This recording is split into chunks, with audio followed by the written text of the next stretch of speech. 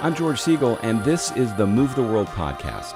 Every week, we feature interviews with people dedicated to making the world a better place. Hi, everybody. Welcome to the Move the World podcast, where we interview people who in their jobs or in their lives are doing something to make the world a better place for all of us. And my guest today is an author, speaker, actor, improvist, entrepreneur, traveler, father, and more. He loves to explore, yes, physical places around the world, but also to explore the mind. Ben Winter, welcome to the Move the World podcast. Thanks for coming on. Thanks for having me on. So right off the bat, tell me what you do on a regular basis to try to move the world. Yeah, my company is called Success Improv, and I teach improv to corporations and groups of people that want to have a more productive work environment, a happier work environment, and a better place to work. Now, years ago, when I was living in Los Angeles, I did the groundlings, where they have the classes that you take to try to work your way into possibly being in the group. And I've never done anything like that, where you really have to get outside yourself and lose whatever fears and inhibitions you have of looking stupid and just go for it. So improv can really teach you a lot of things, can it?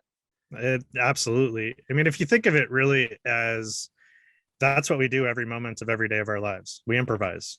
We don't wake up with a script. We have no idea how the day is going to go. So we have to go through the world improvising. And most people don't realize that if you're ever watching an improv show, there's kind of some rules that the people are following. Otherwise, it's not going to work out. So those same rules apply to life, and it just makes life easier if you're following them. So I know we've all seen bad improv on probably at times, and really good stuff. And when it works, you know it's working, and when it's not, you get the idea that they're a little off. Exactly. And it's easy enough to see that when it's working well, they're all following the same rules. When it's not, it's clear somebody is not following the rules. And somebody who's done enough improv would be able to point out that's what that guy's not doing right now. Now, when people get up there, do you find that some people are just afraid? They're really self-conscious? I mean, what are the different things you see when you're trying to teach people to try to get them to step out there a little bit? One of the more common things is how easy it is for people to step out of their comfort zone and just do it. There's a lot of talent out there that people just don't give themselves credit for. There's plenty of people that spend a lot of time in their head thinking about it. And I used to be one of those people where it was like, okay, I have to come up with the right answer before I do it. Otherwise I'm going to look silly. And actually doing improv taught me, don't do that. It doesn't work. And, so yeah, working people through those issues of getting out of their head and just doing it is kind of fun to watch, because by the end of, a class or a session that we're doing, they typically, just start playing and having fun. So it's fun to watch. Now, your book is What to Expect When Having Expectations, and it's using the anger of unmet expectations to find peace. So what made you write the book, and tell us a little bit about it? So that ties into the improv classes that I teach. One of the rules that I teach is be specific. And a lot of times you can kind of equate being specific with having expectations, setting those expectations. And while I was doing this class, I would say over and over, the only reason anybody ever gets upset is because an expectation hasn't been met. And I was like, well, that's a cool saying. It seems to hold true every which way I look at it, but it doesn't solve any problems. And so I sat down with that and put, you're upset on a whiteboard. And I'm like, okay, this is expectations. Let's look at it. And I just started making this flowchart of questions to ask in this process of being upset and having an expectation going unmet. And it's a really cool flowchart. It works really well. It helps me move past things all the time. But what I noticed is that every time that I answer the question, no, for example, have you shared your expectation? No, I haven't shared my expectation. There's a lot of depth behind that word no. Like, why would we not want to share our expectations? What's the fear there? Like, what's stopping us from, setting boundaries, putting out what we need and want from other people? And so that's where I really decided I needed to write a book that goes with this flowchart, that goes with the saying, because I don't like coming up with a problem and not having a solution to go with it. because there's way too many people in the world right now just saying there's a problem, there's a problem, there's a problem. It's like, and what are you going to do about it? I'm just saying there's a problem. Okay, great. Well, I know. we need more solution people, not more problem people. There's a So lot of that. Now, some things in the book that I really like. They said the easy path is simply to live each day the same way as you always have. Wake up, go to work, come home, do stuff, go to bed. You'll get a result. You'll have a future, but it won't be your dream. It won't be your goal. Do you find that people get in that rut of just doing the same thing every day and not stepping out of that? And then all of a sudden 5 years has gone by and you've really gone nowhere. I'd say the majority of the people do that, and then they sit there and blame other people for not getting what they want, and it's kind of frustrating to watch because you see it happening. You're like, you do realize you have a choice. You can choose to do something different today that will change your outcome in the future, but you have to consciously make that choice of saying, I'm not going to do the same thing every day. Think of anybody with a dieting goal or a weight loss goal or something like that.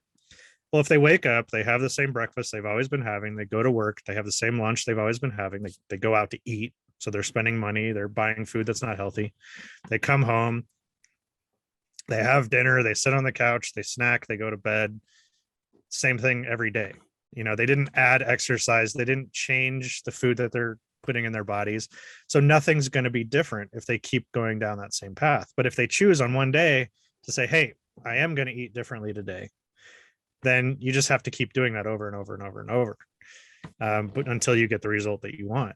And a lot of people aren't willing to practice, and that's what it takes. It takes practice on a day-to-day basis until that practice becomes a new habit. And that's what people always want the magic bullet. I just want a pill that I can take every day and lose all the weight I want. Well, maybe someday that'll happen, and until then you got to do the work. And same thing with personal growth and going after your goals. You got to do the work. And what struck with me about that paragraph, I made a documentary film called The Last House Standing, and it's about how people make choices of where they want to live without understanding the risks, and they just blindly go into it with their biggest investment, which is their house. Then when something bad happens and their house gets destroyed, they're mad and they want to blame somebody for what happened to them. And that's kind of what this is like. If you're just in the same pattern of just doing the same thing and not thinking beyond that, you're setting yourself up for failure. Yeah. And that's a lot of what we see in the world today is everybody's blaming everybody else, but they're not taking the time to say, what choices did I make to put myself in this situation? There's so many people that are just, they don't want to look at themselves because fundamentally nobody wants to be wrong. And to look at yourself and say, I chose something that's not working for me, so I was wrong in that choice, is kind of a painful thing for people to admit to. But until you admit to, I hold the responsibility for where I am today, now I can choose to do something different, you'll never do something different, because you have to first realize that you're in control and it's your own choices that put you where you are. I think a lot of people like to just complain, and it takes a certain ability, and it's not that hard to just look at a situation and go, hey, how could I have done something different? How could I have changed this? And I hear that a lot with people with their jobs complaining, or kids in school. My kids will say, that's a terrible teacher. And I would say, well, is everybody else doing poorly in the class? No, they found out ways to work with that teacher to get what they need to get. And that's really an important thing for people to understand, isn't it? Absolutely. I look at the world today, and whether you believe in masks or not, that's beside the point. But if a business says you have to wear a mask to enter our business, if you sit there and argue about a mask for 5 or 10 minutes, you could have been in that store, gotten what you want, paid for it, been in your car and on your way home before you ever even stepped foot in the store, by simply complaining about a rule that this particular business put in place. So you're choosing at that point to fight and complain rather than just do what's necessary to get what you want and move on. And I get why people argue and fight. Nobody wants to be wrong. And if you're like, I don't believe in masks, they don't work, I don't want to wear one, then you don't want to be wrong about walking into a place and putting on a mask. And vice versa, you don't want to be wrong about wearing a mask, so you're going to fight other people to say, well, you need to wear a mask because I'm wearing a mask and that's what's important, right? it goes both ways. Everybody argues about the strangest things, but nobody takes that responsibility to say, look, if I just do this, it's done. Like, I don't even have to think twice about it. One of the great examples I always like to use is, if I have plans on a given night and a friend says, hey, do you want to go to the game? I'm always down for going to live in-person games. Like, that's one of my favorite things. But if I already have plans, you know how easy it is for me to just say, nope, I'm busy. Done. I don't have to think about it anymore. Whereas if I say, you know what, hold on to that, let me call these 3 people and reschedule that, move this around. Now I'm spending all this time and effort to change my plans to go do something else. But if you're constantly choosing the things that you want to be doing, it's really easy to say no to something else that comes along because, yeah, no, I already made plans. I'm happy about my plans, so I'm good. So if you're not happy about the plans you make, don't make those plans, right? There's an old Seinfeld joke where he goes, men don't care what's on TV. We care what else is on TV. And it's like, we always want to be thinking of doing something else. And a lot of times it helps to just, and you're right, because all the work it takes to get out of what you had scheduled, just say no. Yeah. Now, something else in the book, in our past experiences, if our past experiences lead us to believe that we aren't likable, and that becomes our subconscious thought, then we have an expectation to move forward that people don't want to be around us so that we can be right about our perspective. We exclude ourselves from situations to confirm the belief. We don't see the signs where people are including us. So that's kind of like you think something, so you act it, you make it worse, and then it's hard to get out of that. Yeah, the whole Napoleon Hill, to think is to create. I mean, it all goes back to that, where, and a lot of times it's subconscious, so we don't even know that we're doing this. But those people that really like to have drama in their lives, they'll say, I don't like drama in my life, and yet you always see them with drama in their life. They're always complaining about something. There's always something happening to them. It's because their subconscious is set on drama. For some reason, that got them what they needed when they were younger, and now it's perpetuated ongoing in their life. Same thing with, if you have friends that stab you in the back for whatever reason when you're young, you just think anybody that becomes close enough to be a friend is going to stab me in the back, so why have friends? Right? This isn't a conscious thought. We're sitting here as adults saying, like, yeah, I want friends. I want to go hang out in somebody's backyard and drink beer and do barbecues, and you want these things, right? But then why don't you? It's, something happened in your past that's preventing you from taking those steps to say, you know what, maybe this guy's not going to stab me in the back like everybody else. And so how do you get past that? Do you just step out there and do it? Do you have to feel better about yourself? Do you have to trust people? Because I've found a lot of times when I've trusted people, I'll be honest, a lot of people let me down. If you get too, if you count on them for too much, they end up doing something that you go, what did I even think was going on there? I mean, how do you get past that? Well, a lot of that, again, goes back to the whole expectations thing. Sometimes we don't even know we have these expectations of others, right? So it's easy for somebody to let us down if we have expectations of them and we don't even share those expectations. And it's really hard to share those expectations if we don't even know we have them until they're going unmet. And so it's a tricky game, because you have to really start to become aware of your thoughts and your feelings and your emotions and everything that's going on, so that you can stop issues before they start. You can explore your past so that doesn't affect your future. And it's a practice at the end of the day, because let's say you want a new friendship. You've been hanging out with this friend, this guy at work. You think he's cool. He invites you over to a barbecue on a weekend, right? The subconscious is saying, don't do it.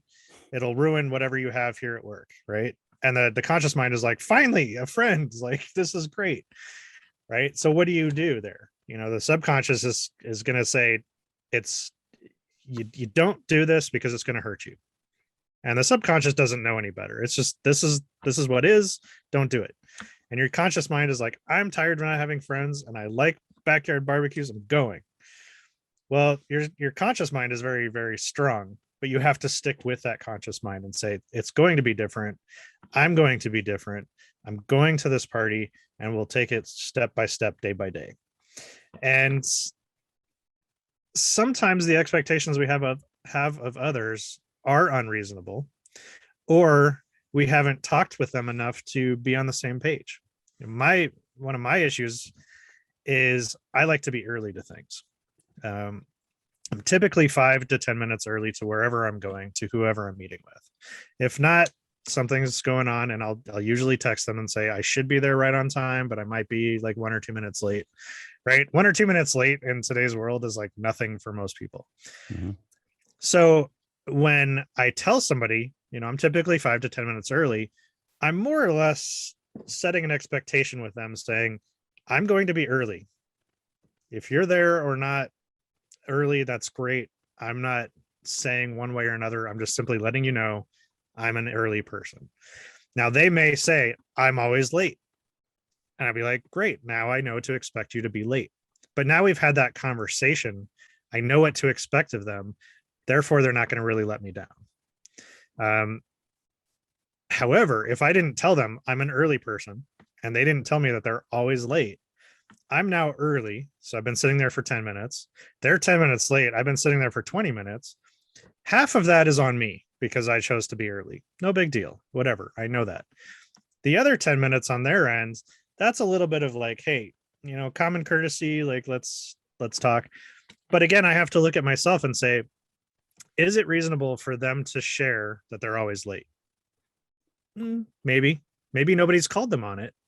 So I have to really explore that, is like, what am I okay with here? And again, I didn't do my part in setting those expectations with them, setting those boundaries. You can think of expectations as boundaries to say, hey, if you're more than 10 minutes late, I'm out. I'm gone. I have other things to do. I'm not going to sit around and wait for you. But that's going to set that expectation. And they could say, no, I'm usually 15 minutes late. Give me the benefit of the doubt. Okay, now we're having a conversation. Now I know. And I'm like, okay, well, I'd rather not do a meeting with you then, because I don't want to sit around for an extra 15 minutes. No. Like, give them 10 minutes and leave. I mean, I have no patience for that. I found as I get older, I'm drawn more to people that have no drama and are just easy to be around. If it's too much work, I'd rather sit home and watch TV or, anything but deal with somebody else's drama, especially late in it. My dad used to say, we're leaving at 7, and the car rolled out of the driveway at 7. If you weren't there, you didn't get in. My kids will take it to 7, 7:05, 7:10. We're yelling, come on. So now I've said, look, I'm leaving at 7. And you really have to see it drive away once to get the feeling of what that's like. Oh, I have a great story with that one. So my son, when he was 2, pretty sure it was 2 or 3, we're leaving the store to go home. And I get into the car and I'm like, okay, it's time to get in the car, right? And he wouldn't do it. So I got in, I started the car, I started backing up. He lost it. Like, he was crying up a storm. Has he ever not gotten in the car when I told him to since? Every single time I'm like, get in the car, he's like, in the car. He does not think twice about it anymore, because I did exactly what you're talking about. I'm like, look, we're going home. We're getting in the car. This is happening. So. Yeah, that's the problem. I think parents have gotten a lot easier on kids. I don't think we're as tough on them as we used to be.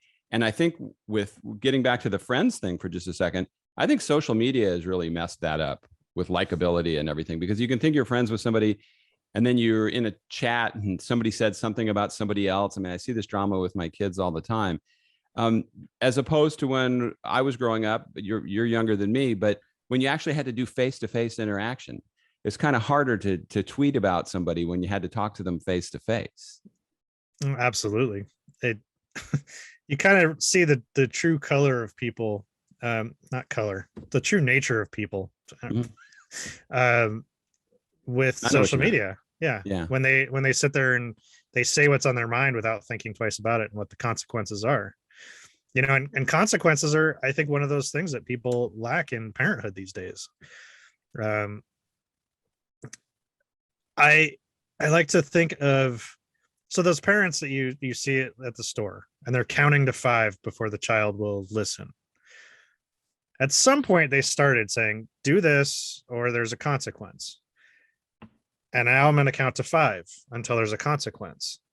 So what does the kid learn? The consequence doesn't happen until they reach the number 5. Yeah. So I have until 5 to keep doing what I'm doing.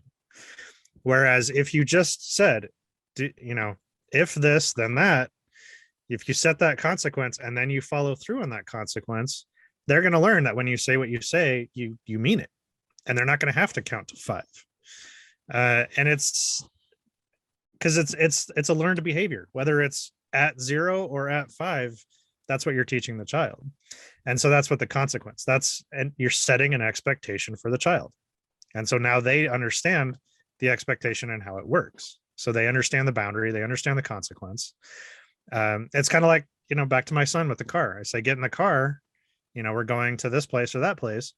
He doesn't think twice about it. I don't have to count to 5. He knows the consequence. Right. Yeah. And so that's the kind of world that we live in. At the same time, we also have to give kids a break, because how often do we say, okay, time to turn off the game, we're leaving? Yet if some adult said, hey, time to get off your computer, we're leaving, we're like, give me 5 minutes to finish up what I'm doing. Right. It's not uncommon for an adult to say, hold on a second, I'm not ready. Kids don't know how to verbalize that, but you give them a 5-minute warning.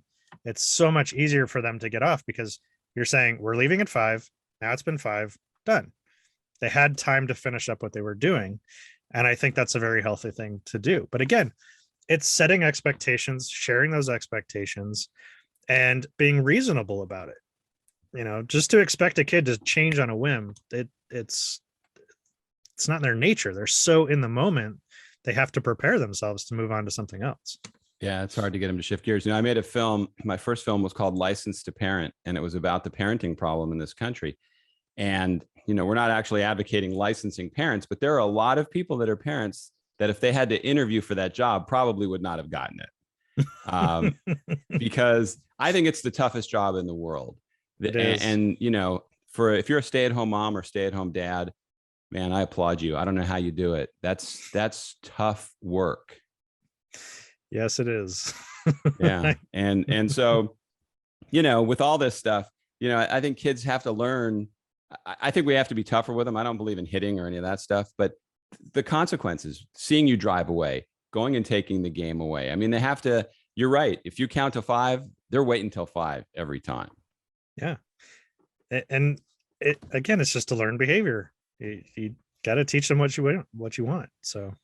Yep. Now you also talk about being upset is a trigger for something great to happen. It's a point where we can choose to do something different, a point that can make things better for us and those around us. It's a point in time where we can choose peace.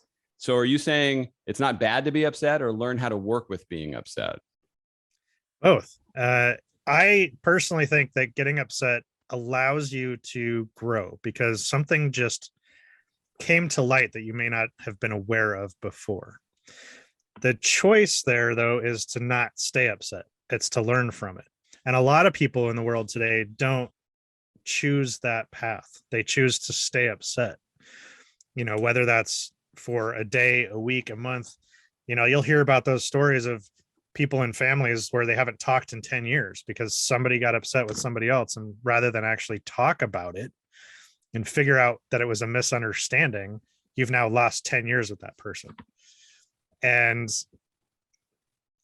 choosing in the moment of being upset to say, hey, something's happening right now that I have a choice to learn from and do something different with, is so empowering. It allows you to grow from your past. Because you have a friend that, you're starting this new friendship, you show up at the barbecue, and, something bad happens. It's not really that bad, but according to your past, it's bad. You're kind of upset now because you had this expectation, but now you can stop yourself and say, is that expectation still valid from when I was 7? Right?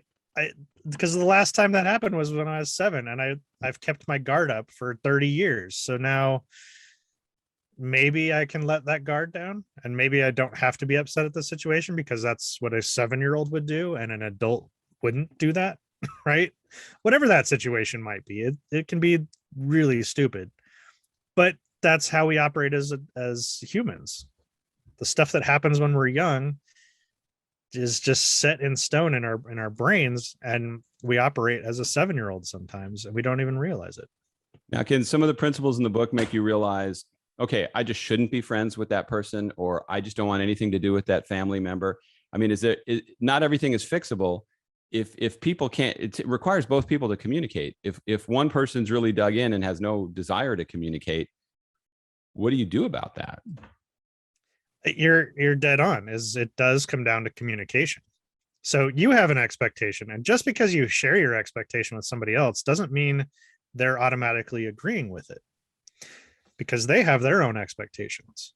And it's never like one-to-one expectation, whatever. There's layers on layers, and expectations are so massive and many that exploring them takes a lot of time and effort, but it's totally worth it if you're willing to look at it. So if you have this expectation of a family member and they have a different expectation, if you're able to communicate and talk about it, you might be able to come to some negotiation, some agreement where you can both work together and still be in the same room. Sometimes you're actually coming to an agreement with yourself to say, I'm going to spend the least amount of time possible with this family member when those opportunities come up. And I've met people like that. They're like, I will spend 5 minutes at my parents' house, say hello, be cordial, and then I'm out because I can't do it. And they've made it work for them.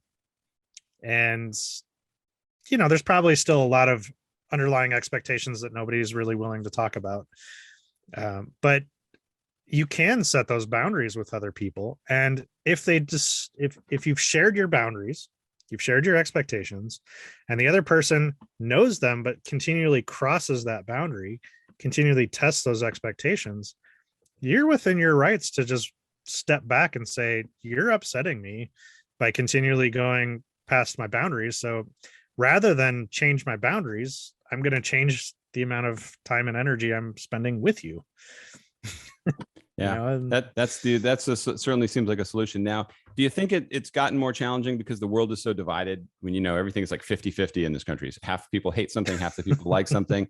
So automatically when you're making friends or out there, you're fighting half the people if you let things bother you. How do you cope with the way the environment is turned in this world? I have to go back to the whole nobody wants to be wrong argument. And the only way that I've found past that is through one-on-one real conversation, not over text, like what face-to-face, voice-to-voice, where you can really kind of work through it and get an understanding of one another. And I had somebody, past client of mine, he sent me a TikTok video. He's on one side of the aisle, I'm on the other side of the aisle, and we know it. And he sent this video. He's like, I want to get your take on it. And I watched this video. I'm like, that's fine. He's asking for a legitimate understanding here. And my response was, this is highly out of context. I don't know what was said before or after this clip. So I don't know what the meaning of the speech was. I don't know what was meant. So I'm not able to comment on it because it's out of context. And that is the world we live in today, is there's so much information that's out of context. You can take a sound clip, get the worst words out of it, cut it off, and then add whatever commentary you want. And now that's the truth. Yeah. Where that's not the truth. The truth is listen to the entire thing and then decide. Don't take somebody else's commentary on this little snippet and call it truth. And the thing is that if you're on one side of the aisle or the other, you don't want to be wrong about where you stand in your political beliefs, your religious beliefs, whatever it might be. And so we have this magical thing called the internet where you can 100% be right about what you believe 100% of the time, because we have confirmational bias at our fingertips. And it's not good. In my opinion, it is not good, because confirmational bias, no matter where you stand, is detrimental to a conversation and an understanding of one another. I see the same arguments on both sides of the aisle. Everybody's saying the exact same thing, same argument, word for word about the other side. And yet nobody's talking, saying, wait, we're saying the same thing. We're actually in agreement. And the problem is out there and not with us talking. Right. And it becomes painful to watch at times, because because I have this understanding that nobody wants to be wrong. if you find out you're wrong on your own, you'll beat yourself up for 5 or 10 minutes, maybe a couple days, but you'll get over it. You'll move on. If somebody tells you you're wrong, you will fight them pretty much until you're dead, unless you're willing to open up your eyes, have a conversation, explore information that might go against your conformational bias, and really, really kind of explore the world and come up with a possibly a new conclusion. Who knows? There was a great example of this kind of stuff going on over the past week with the Joe Rogan podcast with, I think it's Sanjay Gupta or whatever from CNN. Are you familiar with that? I know of both of them. Yeah. Yeah. So what it was, Rogan had him on and was blasting him for CNN's coverage of a lot of different things involving the virus and everything. And that's all that was being replayed on social media. Well, yesterday I read an article that said, Rogan said, we talked for 3 hours. We talked about a lot of other things. I like the guy. If you were just to watch the clips that were getting promoted and that's all you saw, you would go, God, they hate each other. What a dumb thing this guy went on the Rogan show. But then you see, wow, they had a long conversation. They were able to communicate. And I think that's what happens with the internet now. People are going to blast out those few moments, those gotcha moments. And that's just a small part of what went on. It can really be misleading to a situation. Yeah, it feeds the conformational bias. Absolutely. So if you had to say what the ultimate takeaway from your book is that you want people to come away with, because it's not a difficult, I still like to say not a difficult read. Doesn't take a long time, but I found it really interesting. What would you tell people is the reason they want to pick it up and read it? I always tell people that the learning where your expectations come from and why you have them is so huge in knowing what to do when you find those moments in time that you're upset. And once you understand why you have your expectations and where they come from, being upset is no longer a scary thing. It's not a bad thing. It's an opportunity for growth. And as long as, if nothing else, if you recognize I'm upset, I have a choice, your world will be drastically different. And you might actually start getting your dreams as opposed to staying victim to your life. Now, you've dabbled in a number of different things. So you're doing things that you want to do. If somebody's sitting out there with an idea and they think, oh, I can't make a difference, I'm not going to be able to move the world at all, what would you tell somebody to do if they think they have something but they're just afraid to do anything with it? You just have to start and keep it close to the chest. Don't share it with a lot of people until it's actually got some feet under it, because a lot of people will douse your dreams because they don't believe in you, and that's their own stuff. That it's not like they're trying to do that. Like, parents are great sometimes, but sometimes they have their own bias on what you're capable of doing because they saw you grow up, but they don't know you as an adult as nearly as well as you know yourself. So sometimes you have to follow your dreams quietly for a while until they actually have some feet under them, and find a support group. So I had an idea that I wanted to write a sci-fi novel, and I reached out on social media. I said, who else is looking to write a sci-fi book? I'm putting together a writers group to do this. And there's 4 of us in the group. And I just finished my first draft of my first sci-fi novel about a week and a half ago. And I never liked reading, and now here I am. I'm writing self-help books, I'm writing sci-fi novels. Like, it's just insane. But you know what, it was something I wanted to do, and I had it kind of stewing in my brain for like 6 months, and then all of a sudden somebody gave me the permission by saying writing fiction is like doing improv. And because I live in the world of improv, it was like, boom, lights on, let's do this, it's happening. And it was easy for me. And one of the guys in the group, he's way more educated on writers and how they write, and he said there's kind of like 2 different kinds. There's the planners and the pantsers or something. I think it's pantsers. But there's the planners who like map out everything they want to write, the chapter for chapter. They have the plot, everything figured out before they even start writing. And then there's the pantsers who would just go. They see where it goes and it just takes off. And he came to the realization that my writing style is a pantser. And I start typing, and all of a sudden, like, I go off on this direction. I'm like, okay, I'm the one writing this book, and I had no idea we were going over there, but that's where we're going. So let's go with it. And it was everything that I thought was going to happen didn't necessarily happen the way I thought it would. in this own book that I wrote. So it was a lot of fun. And so going back to your question, just do it. You might have the most fun you've ever had in your life. And even if you do it just for yourself, it's better than not having done it at all. Yeah. And having a support group can be huge. I got in a support group with 8 other documentary filmmakers.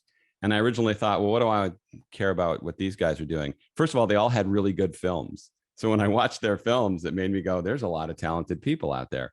But they openly shared ideas and we pushed each other to do things you might not normally do. So a support group can be huge.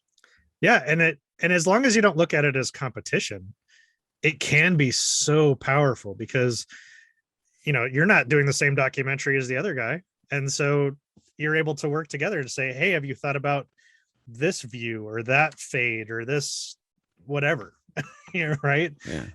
To enhance your video. So you are able to bounce those ideas off each other. And honestly, like the guy in the group that I was talking about, he's given a lot of inspiration to other people in the group. I've given him some inspiration to possibly get off of the analysis paralysis train and thinking too much about his book and just doing some stuff. And so the 4 of us, we help each other out, and we're all at completely different levels of where we are in this book, in our process. Like he's been writing his book for years. I took like 6 months to write mine, and other people, they're still just dabbling, starting little bits here and there, and they haven't created even chapter 1 yet, but they're still kind of working on the process. When's your book coming out? When's that one coming out? I'm hoping to have it ready to go by the end of the year.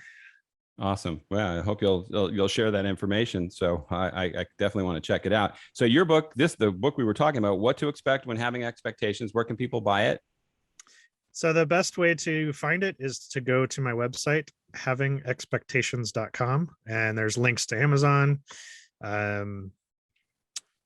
Yeah, I don't think I have links to anywhere else, but it's out there. You search the title, you'll find it wherever you want. Yeah, that's a good link to have. The one to Amazon.